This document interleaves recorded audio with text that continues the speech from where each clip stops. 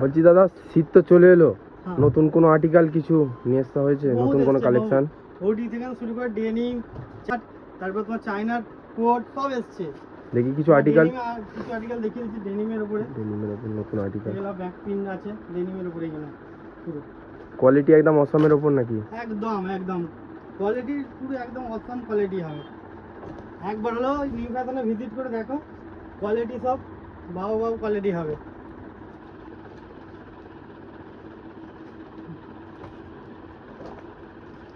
দেখে দাও, চলে আসো নিউ ফ্যাশন ফুরফুরা সরি তালতলা হাট, একদম পাখির দোকানের পাশে।